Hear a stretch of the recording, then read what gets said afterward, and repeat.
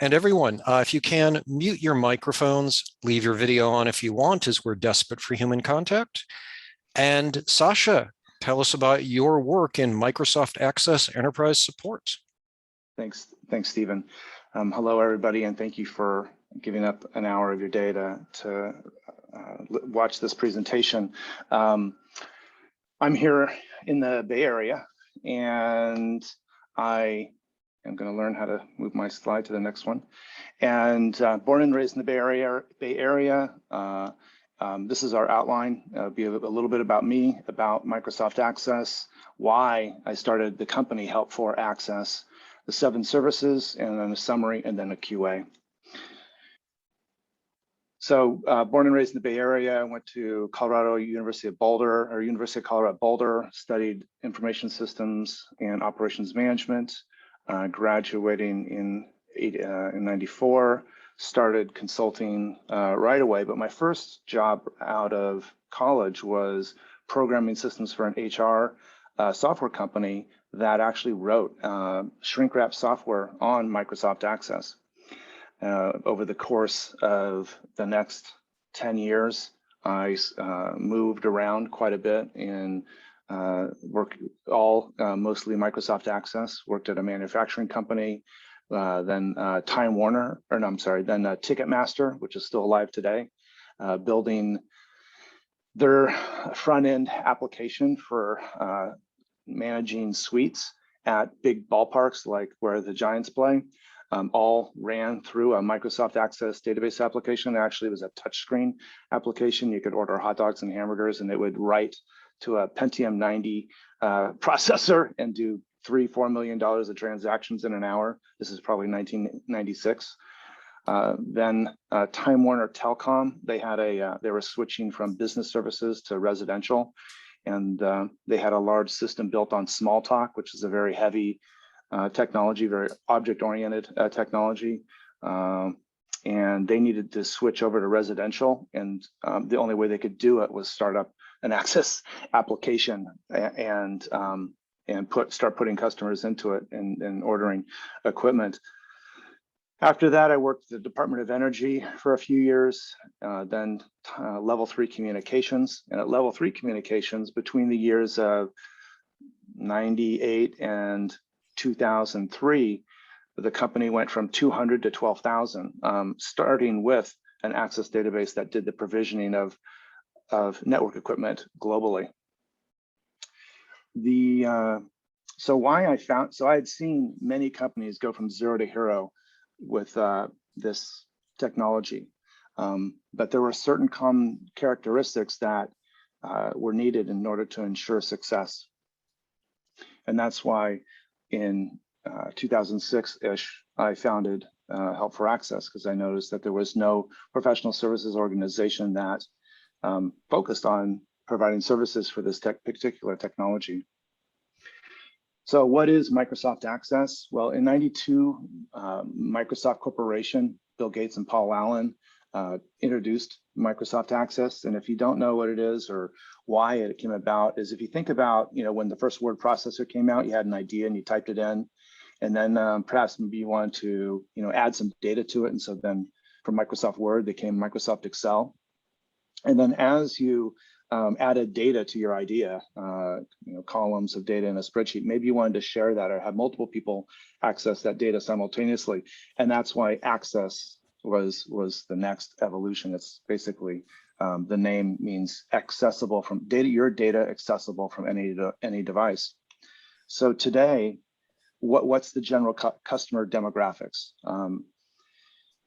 Just in the last 5 years, we've probably onboarded 200 clients, ranging from $12 billion companies to little $3 million companies in the Bay Area. And so it's really all demographics. It's pretty much every industry.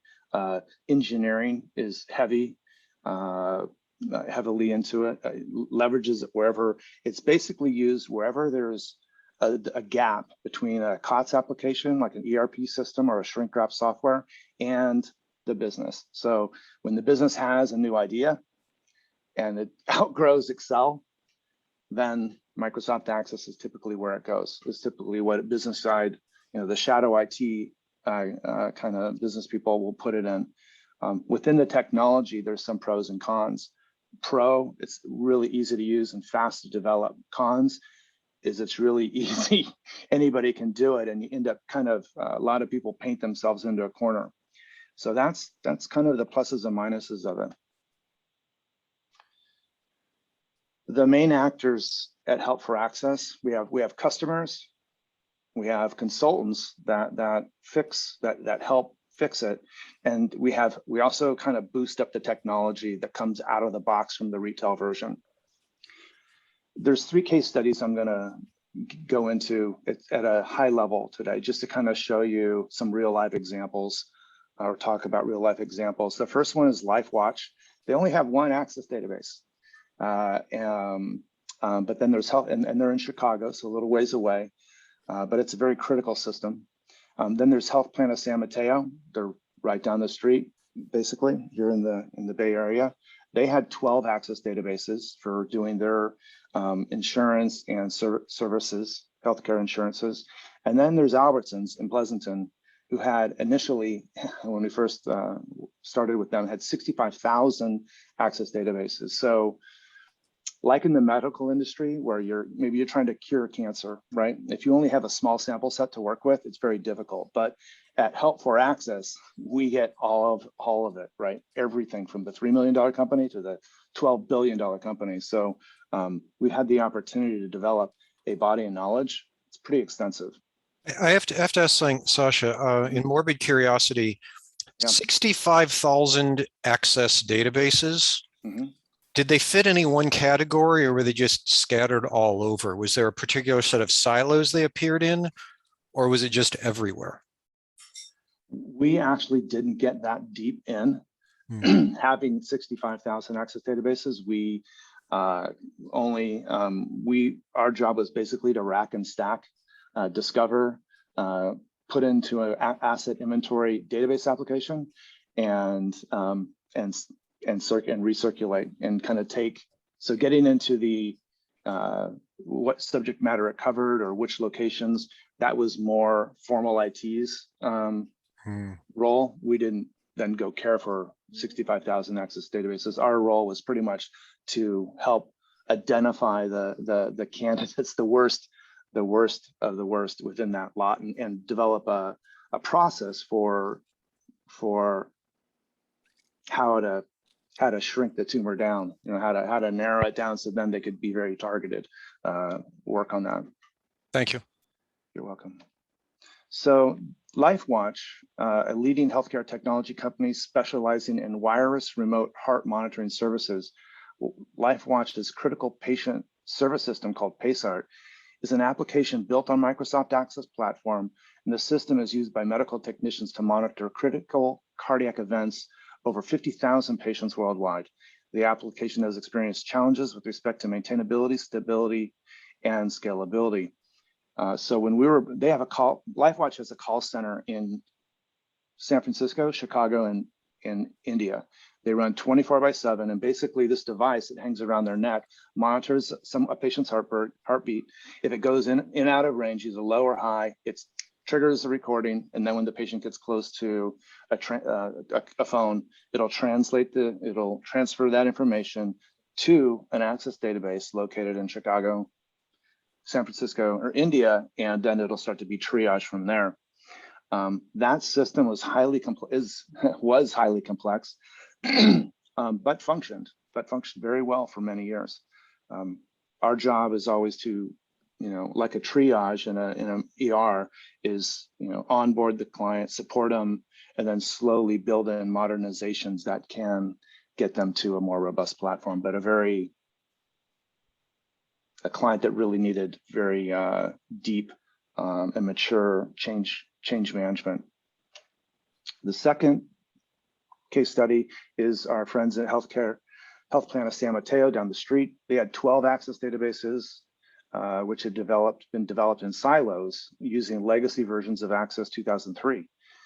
Each application held a subset of customer data, but nearly all performed narrow niche functions. Some of the functions overlap between the applications and confused users and administrators of which ones they should use. Many of the cases, since these applications written in Microsoft Access are easy to produce, someone will, once they get an industry, a market, a business function, maybe in a geographic location perfected, they'll just copy and paste the application and make one for, this is what San Francisco Utilities Commission did. This is before the pipes broke, the gas pipes broke, but they created an Access database for for Alameda, for San Francisco, because the commission was in charge of all of them. And so you end up with, they had 8 different Access databases all doing similar things. In both scenarios, we support the application consolidate, starting with the data architecture and then the application architecture, modernize and migrate a portion.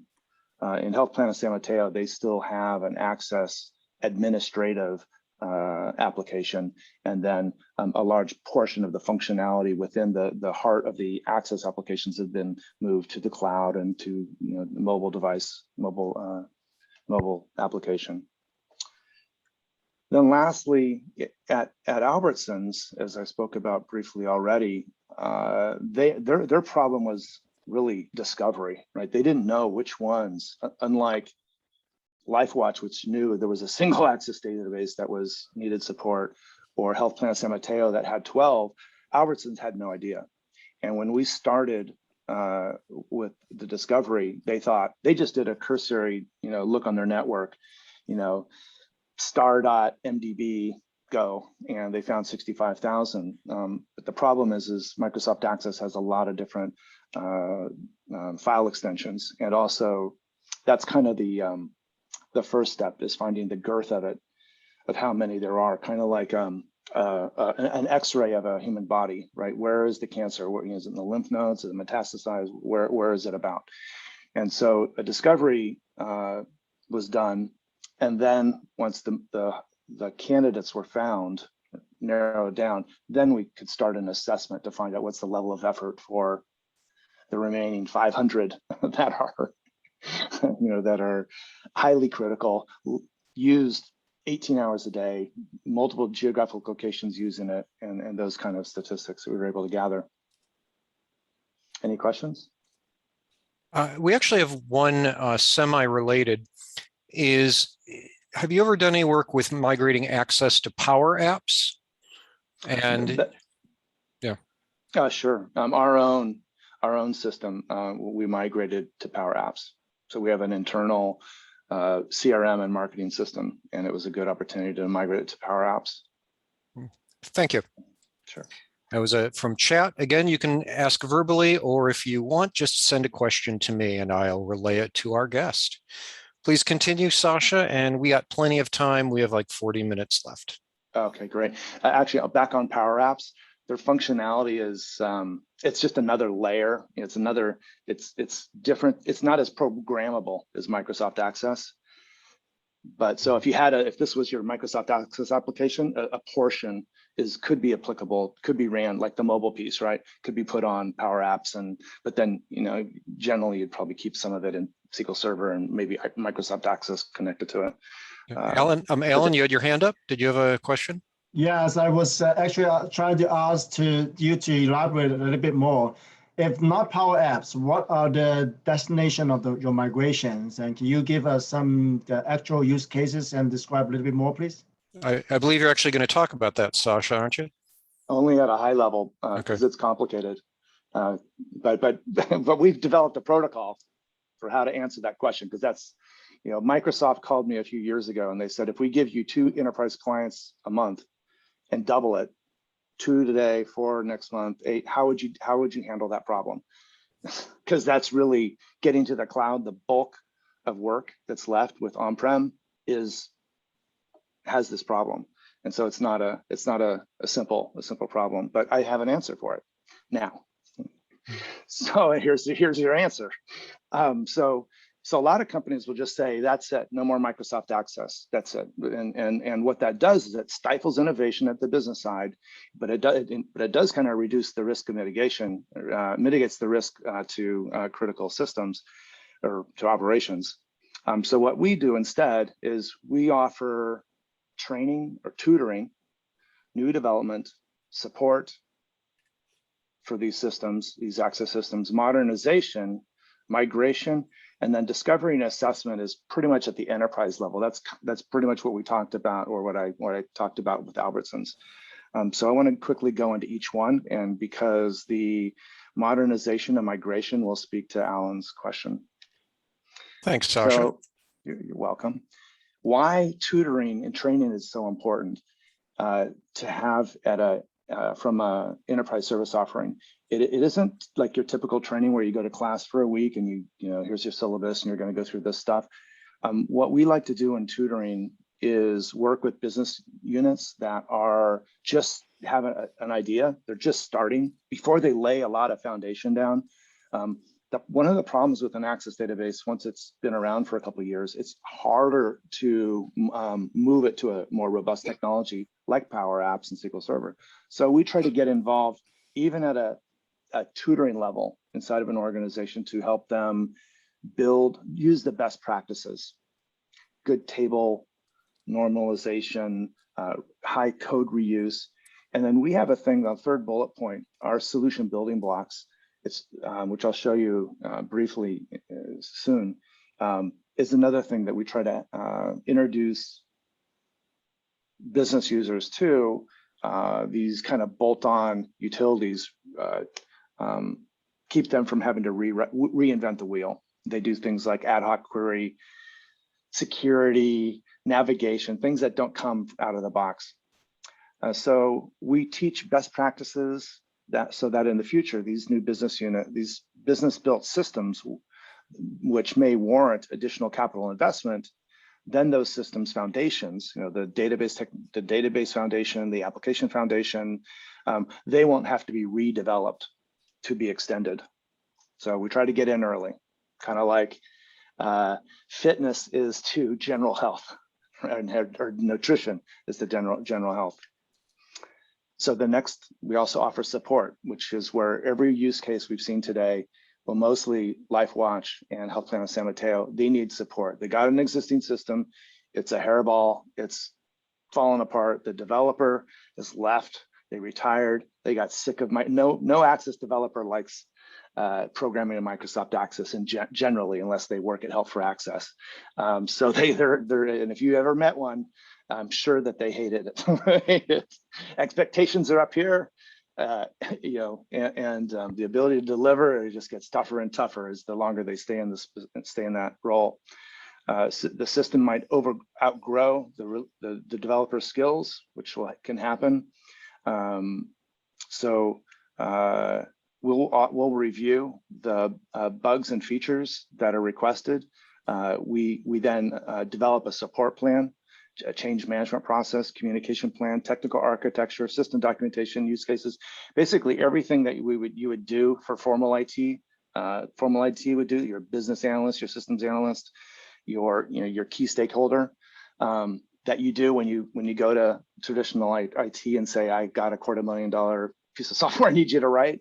They're going to tell you what's your business case, you know, and go and bring on a business analyst and things. So we have to kind of go back and backward engineer that. And then we deliver recommendations. That's basically our phase one introduction with any client for support services, or really any service, but support is primarily where it starts. And this is how I organize Help for Access to fill the gap between professional services that don't exist and what customers need.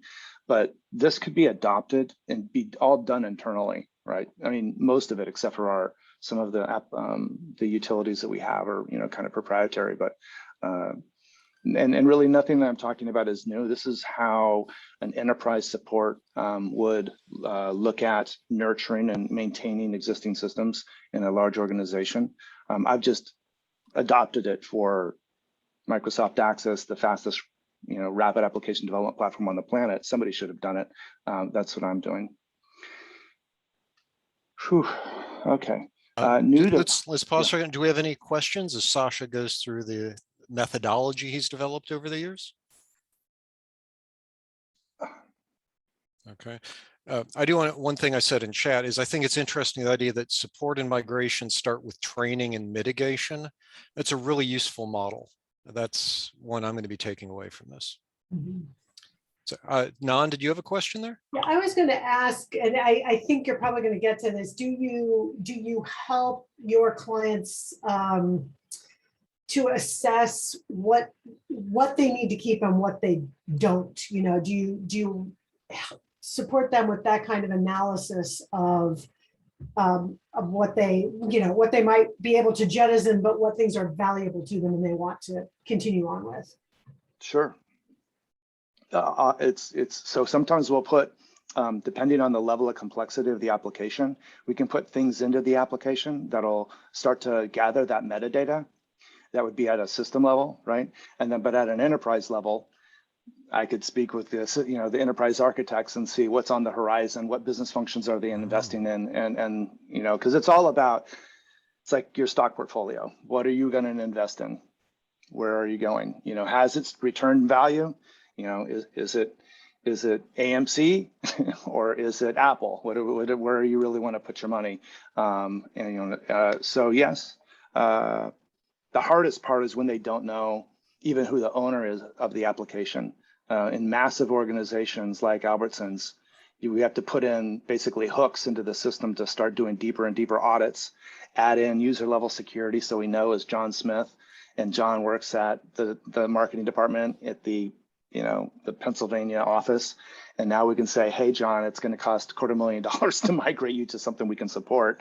You sure you want to do it? Oh, yes, we do, because I'm actually reporting to the VP and this is how it rolls up. So and what I'll get into is this discovery, why it's so important. To kind of, because it's basically is the full body scan, finding your,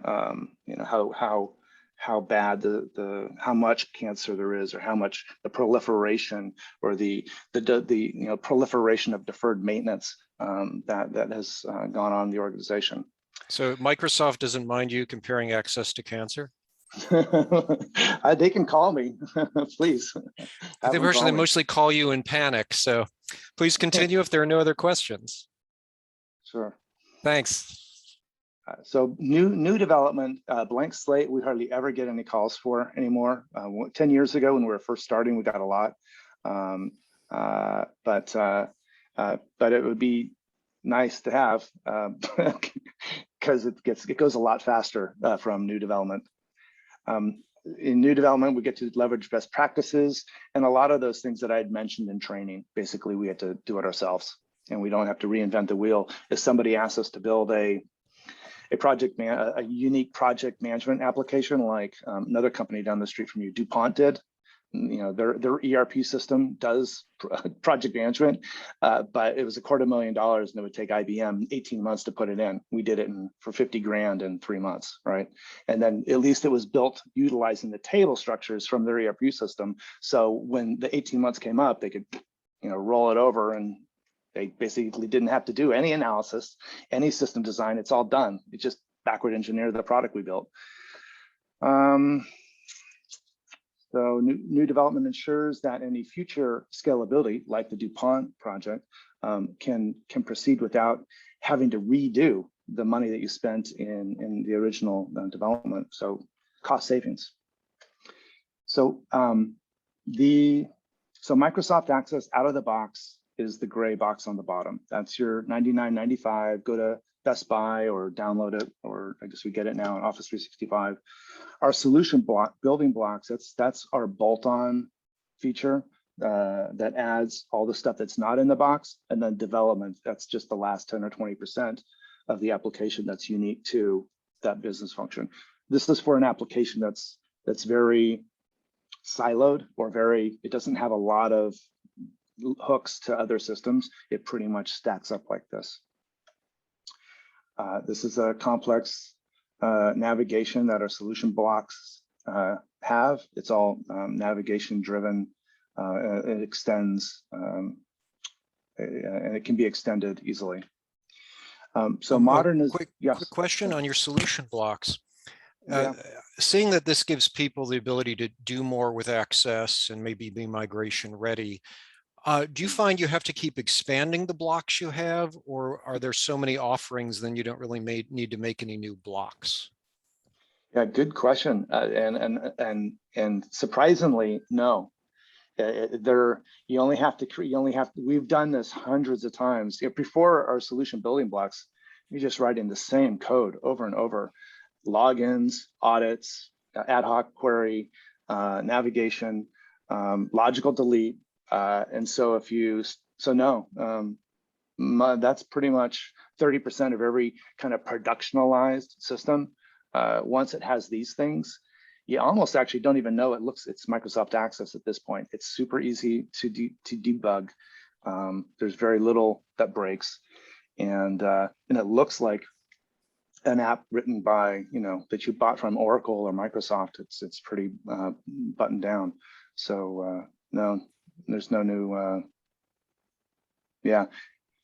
Because anything after this, Stephen, would be like integrations to Outlook, integrations with Salesforce, or whatever, and that's all back end, custom stuff that we would do. So yeah, Thanks, why Sasha. Microsoft? You're welcome. Oh, sorry, didn't want. I just was curious about that. Thank you so much. Of course. So modernization, the next step or the next thing that we offer once the system has been stabilized, answers the question. So in modernization, this goes to kind of Alan's question, is what do you do and when? Or Alan's question was more, what is your target technology that are often you go to? And actually, the answer to the target technology is it doesn't matter. It's like AWS or Azure, we don't care. It's what is the IT organization? Are you on Oracle, or are you on Power Apps, or where do you want to? What do you wish it to be on? And that's where we would go to. But how we decide what to move or what to do next is we break every Microsoft Access database application down into 4 architectures and 1 enterprise capability. The application or the system is comprised of a data architecture, that's like the tables and things, that's the things that hold the data. And then the application architecture, that's the GUI interface that you use. You use your mouse and you click on this and type into stuff. Technical architecture is just the boxes. It's on this server, it's on this file server. We use these PCs, or no, we remote into a Citrix server and run it there. It's just the boxes, the hardware. And the business architecture, that's the most challenging of the 4 architectures. But because that changing a business process, the use cases, that affects people, and that's very difficult. But luckily, one of the strengths of Microsoft Access is that the subject matter expert, the thought leader, they can get their ideas into the business architecture. That's what the application does. That's what the technology does really well. And so that's usually very mature.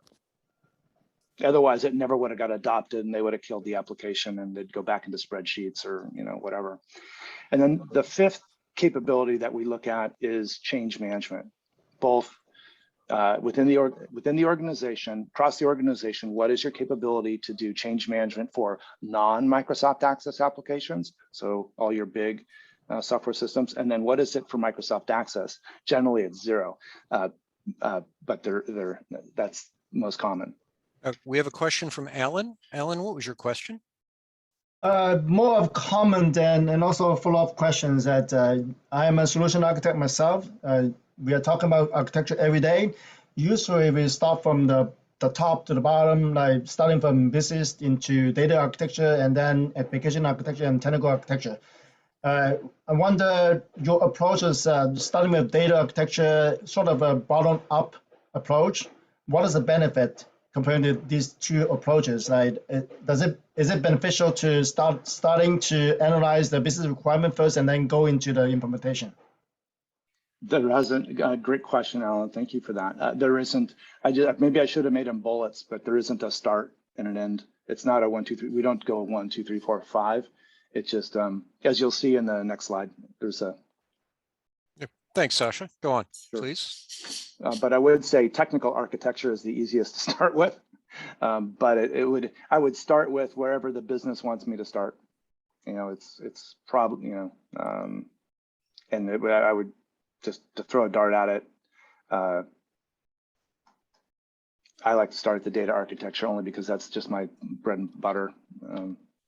So this roadmap to maturity. This is the top of something I want to talk about. The roadmap to maturity is a this picture. This roadmap depicts the gradual trade-off between the following two system characteristics along a 6-point application maturity scale. So the two system characteristics are rapid application development and stability and scalability. So maturity 0 is right out of the box. This is somebody wrote an application, it's on the desktop, and it's very, so like in CMM, 0 is absolute chaos.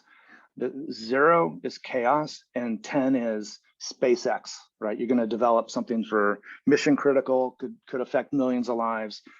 You better be on maturity 5 and not maturity 0, right? So what this green line shows is Microsoft Access starts out very fast to develop on, but very high risk.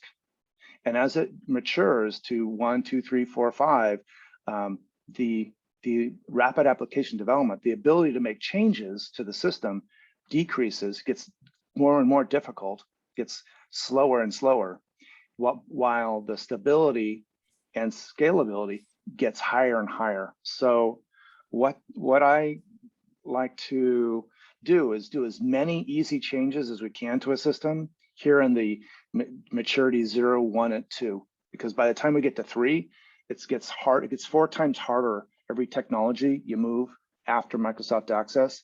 If it took somebody 100 hours to do this in Access, it'll take them 200 to 400 hours to do it in the next technologies, SQL Server, Oracle, web, mobile.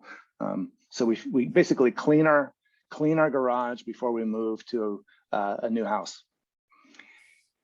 And this is not, I didn't invent this. This was, again, this was by the Harvard Business School. There's a great book out there. Alan should check it out. Enterprise Architecture as a Strategy, Creating Foundation for Business Execution, written in 2006. Phenomenal. I mean, they don't talk about Microsoft Access, but this is kind of, I've taken their ideas and mapped them to what we found is the common modernizations we'd put in given a particular immaturity or maturity. So the roadmap to maturity, these 5 domains, so a system is analyzed to assess its current state, its level of maturity in each of the 4 domains, and in the 4 domains. The organization itself is then assessed to see its level of maturity. I spoke about this already. And then we find the current state and the future state, and when the maturity is warranted that the business process achieves to achieve its objective, has either increased by either increasing revenue or reducing costs, we can pick from the suggested modernizations within the roadmap, which lie between the gaps between the current state and the future state. And I'll show you an example of this, but this is basically, so Thomas Edison said that the definition of delusion is vision, right? Vision, you got a vision, you have something you want to achieve, and without execution is delusion. Like, so everybody wants to jump to what the answer is of how to get to the future state. And maybe they know what the current state is, but those little bitty transitional architectures that you do, those little bitty steps that basically can be a protocol if it's for curing a particular kind of cancer. That's what makes it different. That's what reduces the risk from getting to where you want to go. Kind of said another way, vision without execution is daydreaming. So here is. It's hard to read, and it's not meant to read, but this is a full shot of the roadmap to maturity. just as the 4 domains, all the way at the bottom, the change management capability, and then 0, 1 through 5. The cells in between are examples of what you might do, what a system should exhibit to be of that maturity. And then if you click on any one of these, it'll take you to a long description of what that enhancement or that modernization is. And generally, 90% of all of these suggestions, we have utilities and code written around that we can just execute and get most of the work done programmatically. And so this menu of courses, I guess, is always evolving, and we're adding to it. It's not a finished product. So migration services, it's a 5-step approach. We do a discovery, like Albertsons. We do a multi-pass network sweep to find its candidates, building asset inventory list using specialized tools. We then do an assessment, which we're going to talk about in a minute, which establishes the magnitude of risk and the high-level estimates. And then we do migration planning, which is planning for the planning what resources are going to be required, and then modernize, migrate, test, and deploy. That's pretty straightforward. In a little bit more detail of the discovery, I'm not sure, this is kind of not esoteric, but these are for large organizations. So I don't know of how much interest. I'm going to look at the clock really quick. We got 15 minutes, so we're in pretty good shape. It's basically, we do a discovery. The conceptual level is we perform a series of discoveries and verifications with greater detail and depth of analysis on the fewest, basically the riskiest of each suspect of access database applications. This approach reduces the overall time and ensures business users are given the necessary facts in order to make intelligent support decisions. So our initial discovery, when we at Albertsons went across 3,200 stores running our discovery, we had to build enough metadata on what we found so that when we went and interviewed the customer or the stakeholder who we think might be the stakeholder, they could make a go, no go decision. Like, by the way, did you know that this application is 800 megs large and 50 users are using it, or the application's a half a meg, it's used once 2 years ago.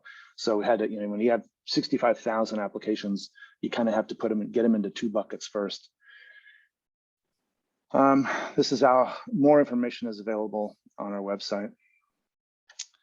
And then we will have this presentation at the end, so you'll be able to reference it. And for those of you that, I know that we're really busy today. Anyone that missed it, we'll have the recording, the presentation for future viewing. Thank you. Excellent. Thank you, Stephen. Continue. From going down a little deeper in this discovery, this is, we have stage 1, 2, 3, which is basically identifies the high-risk candidates. And in the case of many companies, they know what it is already, so it can skip to stage 6. If an otherwise the protocol, we can at stage 6, that's when we start with an assessment. And let's see, stage 6. Each stage we're using a different set of tools that we're constantly building on, and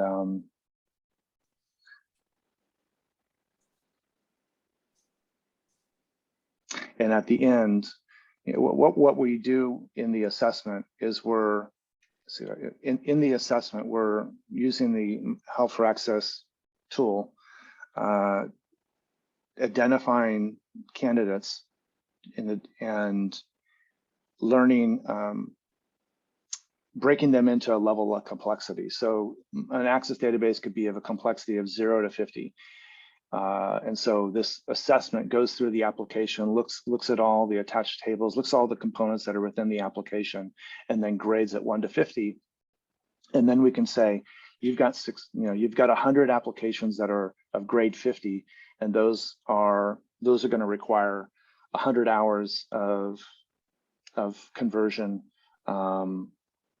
and or you've got 50 applications at level 25, and those are going to require 50 human hours to convert. And this tool gives us the ability to give estimates of both if we're not involved at all, if just IT does the conversion, or if we are involved. And so you can see, okay, it would be 250,000 to do it yourself, or we'll do it for 100,000. The cost of our services will be, maybe it's only 20% of the will have to actually be done, because we've got so many tools that'll manage the migration to SQL Server and to web apps or to Power Apps. And so that's the value. That's what we had to do when you have 65,000 access databases, or those kind of numbers, is come up with that kind of cost, high-level cost estimating. And that leads us to our summary. Organizations using the world's fastest rapid application development platform can continue to inspire innovation within their business leaders, and rest assured that they have minimal risk to critical business operations. Our tools, processes, and dedicated team have the mission to make our customers' data accessible from any device, while helping them migrate mission-critical systems to more robust technologies. Thank you for your time. Right. And thank you, Sasha. I think that was also great to see not just the challenges, but how you built a system around all of this and found a way to make an organized approach to what would probably for some of us just cause a state of panic. And not that I'm speaking from experience. So we have a few more minutes. Everyone, does anyone have questions for our guest and his polished way to do these migrations? Do we have any other questions from the group? All right.